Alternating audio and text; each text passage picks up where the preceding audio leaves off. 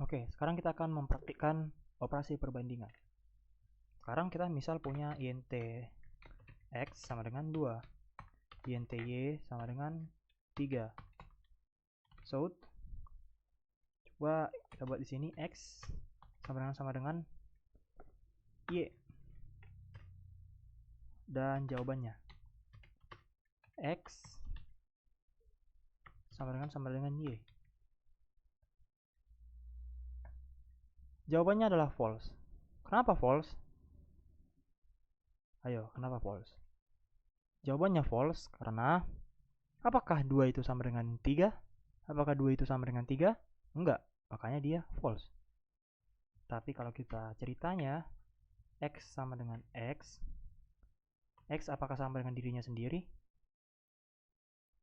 Ya true. Karena dia itu identik dengan dirinya sendiri. X adalah 2, 2 sama dengan 2. Ya, sama. X sama dengan 2 juga akan mengembalikan nilai true. Nah, sekarang kita akan coba tidak sama dengan.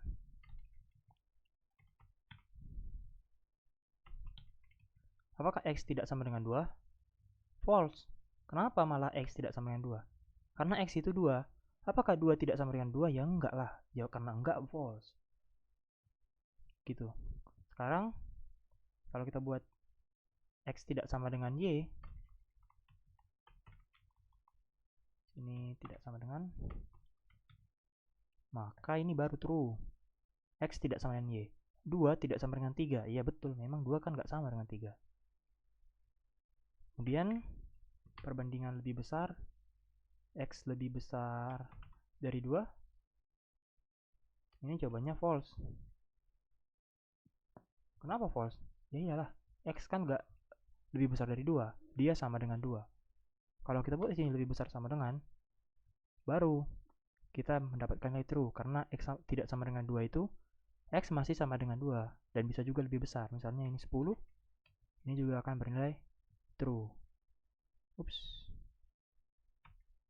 Oh, salah. X lebih besar sama dengan 1. Nah, true. Ini lebih besar sama dengan. Untuk lebih kecil sama dengan, X lebih kecil sama dengan Y contohnya. Kecil sama dengan.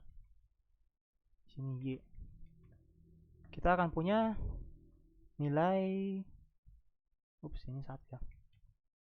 Kita akan punya nilai true. Kenapa? Kan X itu lebih kecil dari Y, makanya dia bernilai true. Apalagi operasinya? Lebih kecil, lebih besar. Ya, sepertinya semuanya sudah kita bahas. Jadi, beginilah dia operasi perbandingan pada bahasa pemrograman Java.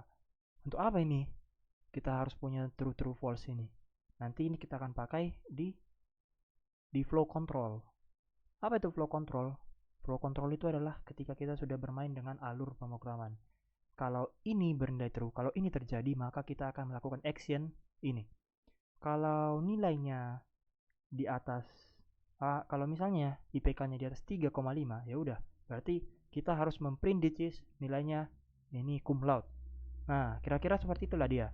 Kita punya action dari suatu keadaan apabila true atau false. Inilah dia esensi dari pemrograman pada dasarnya, yaitu true false 0101.